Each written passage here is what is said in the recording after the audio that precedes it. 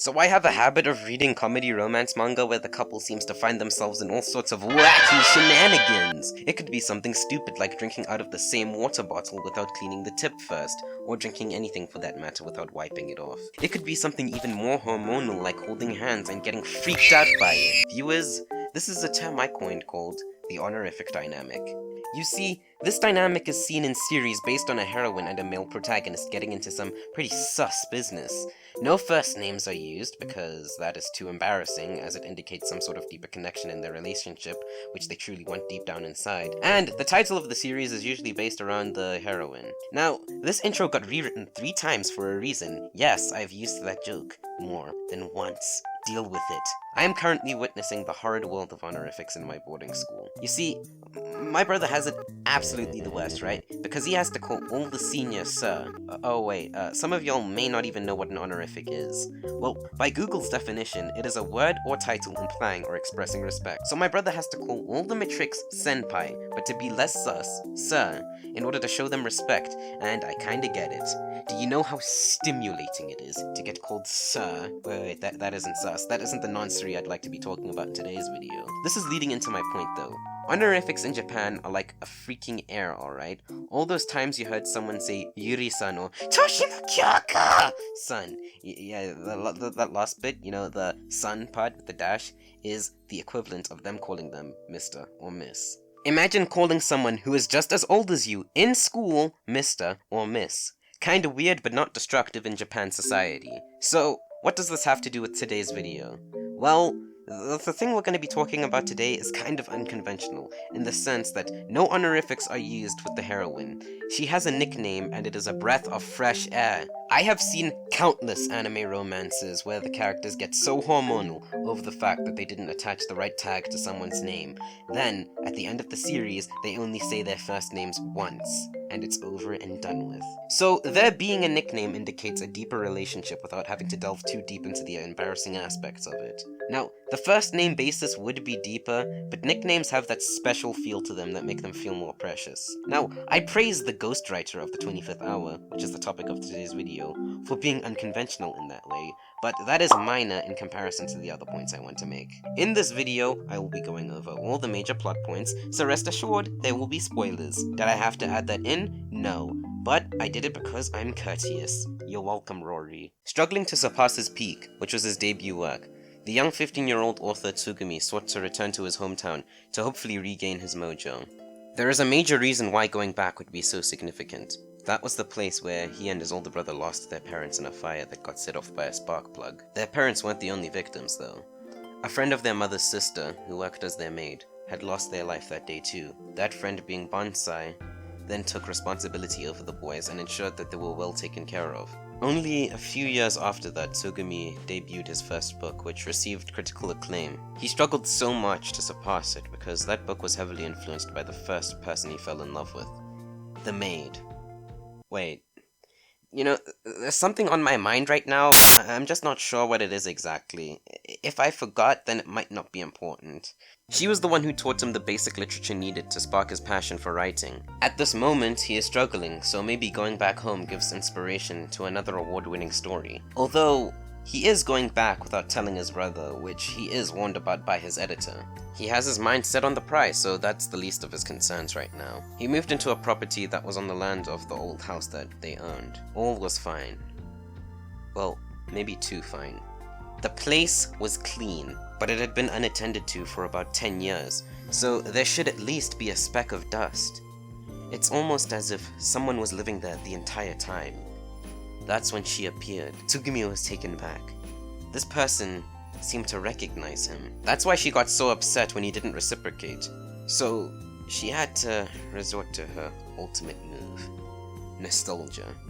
She gave him a warm embrace that apparently he liked as a child. Wait. Yeah, that thing I was thinking about earlier is becoming a lot clearer now. She best not be a nonce, otherwise we are going to have some major issues, right? Still, he didn't realize since the person she was describing was more dignified and elegant. It only took a couple more seconds for the stars to align. This is something that would be considered impossible by many, but it wasn't. It was the person who was his inspiration all those years ago. She's meant to be dead though. I mean, she is, but not completely. She's a ghost. I mean, if she was there, that probably meant that his parents would be there too, but unfortunately, she's the only one present. This lingo is kinda creepy, not gonna lie, and she is acting kinda sus. Let's see, she went straight for man's luggage and took out his boxes. Oh, here's one. You know the thumbnail of this video? Yeah, this scene, which is an innuendo, was the inspiration for it. Wait, let's look at this again. Tsugumi is 15 and... Wait, how old is she? She has to be at least 30, right? You know what? I'll let it slide. She hasn't done anything drastic, so there is no need to get a mob on her. So after what seemed to be a freaking soul tie to the property, since the words that Nico said are censored, supposedly it was a promise that Tsugumi made, he decided to stay despite thinking at first that it would be a bad idea to be living with his dead crush. The fact that she was acting way differently from how she used to also contributed to that. This Nico was a klutz, nosy, and could get very territorial over some newly founded jealousy of absolutely anything or anyone that might steal her baby boy. It's like he is the Shota and she is the Lukoa. Now since we're here, I might as well comment on the dynamics. Something that might throw you off is how the pacing may affect your initial thoughts on the dynamic these two characters have, as well as others in the series. I thought these two would have tons of chapters that may even surpass the hundreds of them just having one weird interaction after the other, and then the main story would advance after enough time has elapsed. The pattern I'm suggesting is of the likes of Komi-san or Amano Megumi. For them, they would encounter some weird twist of events based on the premises of their stories respectively. So what I was thinking originally was that Ghostwriter would be a long-running series of gags about Nico's clumsiness and how Tsugumi starts to think he sees her old self in her, but then keeps getting disappointed when she makes an oopsie, thus losing all the hope he gained in each chapter. In short, I expected the series to be more episodic in nature, but it was serial. So after observing the pacing and how it affected the character dynamics, I soon came to realize that this manga was going to be short. It may as well be treated as a novel. Just throw in descriptive writing to your wit's end and you have a banger in your midst. So after being disappointed that a series with such a cool premise to get milked didn't get milked, I guess I should move on to why that's a part of its charm. This is a more personal story about characters facing insecurities, and I guess a good starting point would be Tsugumi before we advance with the rest of the story. Tsugumi is basically having a Ship of Theseus kind of meltdown. Although the ghost may share the name and face of his first love, he is struggling to decide whether or not they are the same person, which I find is some pretty good motivation for him to go out and find out more about Nico. Maybe learning more about how she was like through those who were close to her may help him finally understand if Nico changed completely, or she was just Nico from the start. What encouraged him to go out and do this were other characters in the series. So let's do a really long head count. So let's start off with the rival in terms of being the older sister. Sakura is a woman that works as Tsugumi's editor. She's there to ensure that all of his stuff is up to date and that it is good enough for serialization. She's known for being a bit naggy, but that is a necessary evil since Tsugumi hasn't been consistent in quality and needs to unlock his hidden potential again. So when she comes to visit, Nico is in full defense mode. That is attributed to the fact that when she heard Tsugumi call her big sis, she got a bit jealous. This is what I was referring to earlier. Nico wanted to be called Big Sis, but Tsugumi soon reminded her of the significance of her nickname. Now back to Sakura's visit. Nico creeps her out, thus making Sakura want to take Tsugumi as far away from the house as possible. Living with a ghost would be a bad idea, but seeing how much being with Nico meant to Tsugumi, she was persuaded.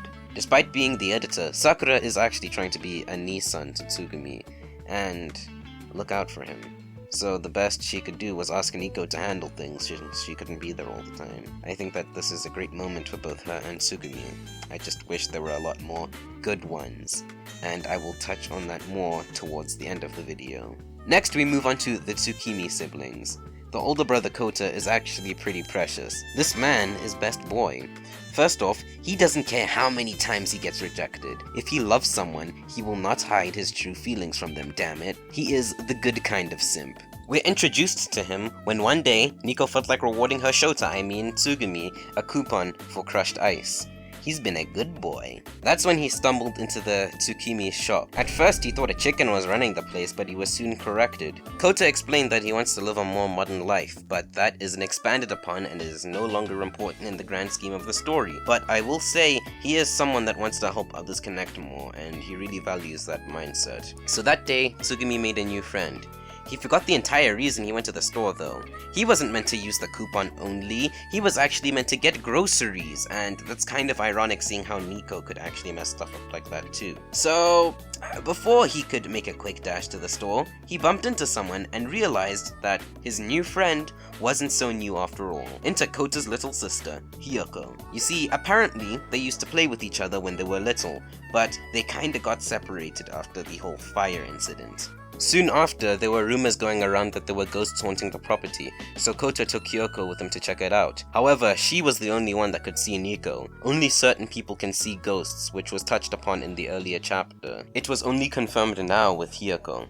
This is definitely an aspect of the story that could have been explored a lot more, but the pacing wasn't allowing it, so... I enjoyed the Yamanashis a lot actually, and I guess when coming into this review I was too quick to make judgments about them. Kota was designed to be a flat character, and I enjoyed the moments when that aspect of his character shined. Hiyoko, for me, I'm going to be honest here, I wish she was a lot more confident, and I flamed her for that, but then I came to realize that she wanted the exact same thing I wanted. She has a crush on Tsugumi and failed to confess because she knew how Tsugumi viewed Nico. This manga wasn't designed to be a fun melodrama, but a melodrama that has some valuable insight about insecurity, which I kept missing when writing this review. So going through, I kinda saw how Hiyoko kind of dealt with the insecurity, and it's kind of poetic actually. I mentioned earlier that Kota kept asking girls out no matter how many times he failed. Yeah, get a hint, dude. And then when going back whilst editing to get the pages for the manga, I saw that Hiyoko said that even if it's later in the future, she would try asking him out again, so I guess that aspect of Kota shone in her, and it's kinda beautiful, you know. I could have judged something for the wrong reasons back there, but I think if there was anything I judged for the right reasons, it was where the insecurity was done the best, and I think that was in Reichi, Tsugumi's brother, and Bansai, Nico's brother. Reichi is introduced to us during the time Tsugumi wanted to go off and talk to Nico's brother to find out more about who she really was. We get some of that insight through his perspective, where we find out that Reichi actually found it difficult to connect with his younger brother. He was envious of his drive to follow his dreams, but his mother reassured him that he didn't have to be. It was also a huge relief to find out that Tsugumi didn't resent him for being envious. Although, after Nico and their parents passed away, Reichi felt some sense of guilt. Tsugumi had been trapped in the house, and he essentially asked Nico to go in and get him so he wouldn't die, but she didn't make it out, obviously, we already know that. He feels responsible for that situation, and thus distanced himself from Tsugumi. He tried seeing how his brother was doing through Sakura, but that's a wussy move, and she did well in telling him that. So Reichi manned up and actually tried to make an effort to hang out with Tsugumi more often. The way in which they start with small phone calls is touching, and I think it was a nice conclusion to this bit of the story, which is why I'm not really upset Reichi doesn't make that many appearances thereafter. Now let's get to Bansai. He took responsibility over the boys because that is probably what their mother would have wanted, and I have to give him props for it, despite him leaving to go on vacation quite often. You see, one thing that will be an automatic L for anyone in a romance is being a childhood friend and not having a series based around you and the other lover. That is exactly what happened to Bansai. He was in love with their mother, and if the art wasn't infatuating enough to tell you this, then you really need a reality check. He had his eyes on the prize. She loved reading, so he loved reading even more than he already did. He was going to be the author of her dreams. But then, the boy's dad came along. The heartbreak made Bansai into a workaholic to try and compensate for the void, but that soon made him realize that him compensating that much for himself is probably why he isn't fit to be with their mother. He focused too much on himself, and he wasn't going to make that mistake again. He saw their mother's love for literature in Tsugumi. He was her successor, and he wanted to ensure that this boy's dreams were brought to life. So Tsugumi learnt a lot, but nothing about Nico, so his final option would have to be talking to her directly, as stated by Kota. And that is where we start to reach the end of the story. Nico's real name is Otone Yohira. She got the nickname Nico because Tsugumi spelled the kanji for her name wrong, and it kinda stuck. That is something known from the start, but the end is where we get some true insight on how Nico views Tsugumi. Something that would have been very, very embarrassing is Nico reading Tsugumi's debut work, since it was based around her during the time she worked as a maid. Nico at first struggled to connect with Tsugumi, but after telling him stories on the fly, since he was so interested in reading, they formed a bond. To Tsugumi, it was unbreakable. he loved Nico, so it was devastating that on her last day of working for the Higurashis, she had to pass on. Age isn't the only thing that made Tsugumi forget so much about his past relationships. Reichi mentions briefly that since Tsugumi was so young, he may have developed dissociative amnesia to protect his mind from the trauma, and every time he had asked what happened, Reichi wouldn't be the best person to cooperate with, so he stopped asking entirely. That is mostly why they got so distant, which is a detail I forgot to mention earlier, but I thought it would be fine to bring it up here since this section mostly focuses on Tsugumi's search for the real Nico. She was always clumsy, but she acted civilly when Tsugumi was around. In one of the last chapters, we explore Nico's side of things. Her bond with Tsugumi meant as much to her as it did to him. Like Sakura, she wanted to be a sisterly figure, but as if she were an actual member of the family. She enjoyed cultivating Tsugumi's dream, but that just begged the question, what else could she have been to him? When she rushed into the house that day, she saw that Tsugumi was already safe from a distance. Before she exited, she had saved a picture book that she had made with him. This has to be the biggest symbol of their promise that I mentioned earlier, because here we learned that the promise wasn't going to have any nonsense involved, because if it did, she's getting double tapped with a vacuum cleaner. We learned that he wanted there to be a day where they get to write a story together, one where everyone they loved is involved. So, with her dying breath, she did her best to protect the remnants of that. Nico described herself as shackles, and let's think about that. He never really knew what she was like, and in a sense, that held him back. But that's the cynical way of looking at things, because that very person coming back gave him the chance to learn more, thus allowing him the ability to move forward. As a final request, they began working on that story, but just a few moments later, Nico started to lose her grip. She couldn't be perceived by anyone, not even Tsugumi. Nobody would ever want their second chance to end so abruptly, but at least she had a satisfying one. So, just before she goes to the afterlife, we learn how she felt deep down inside. Very touching indeed, but unfortunately, the Fenton Thermos is the place for you, Nico. Final chapter. Everyone has moved on. Tsugumi is getting his very own TV adaptation for his book. Sakura is going back to school to learn something new. The Yamanashis are grown up. Tsugumi is hanging out with Reichi and Bansai, and we learn what the meaning of the title actually means. Because someone wrote down the 25th hour, although a very bizarre time that doesn't exist in our standards, it might exist even though it's not supposed to, just like Nico's soul was tied to the property, and she was able to have a satisfying conclusion to her life past death, when nobody gets a second chance to do so. Ghostwriter is a very heartfelt and beautiful story, with captivating art. But though the nickname may be unconventional, it is kind of basic and not representative of Hachimoto Akari's full potential. I know that deep down, he can make something that will surpass his works and be revolutionary in the medium, and he has such amazing skill to do so. This manga gets a 7 from me, which is pretty solid. Thank you for watching. Thank you for 100 subs, then 91, and now 94. I'm shooting for 120 this year. It's small, but it's enough to make me happy, though don't be expecting any videos too soon. I'm in boarding school.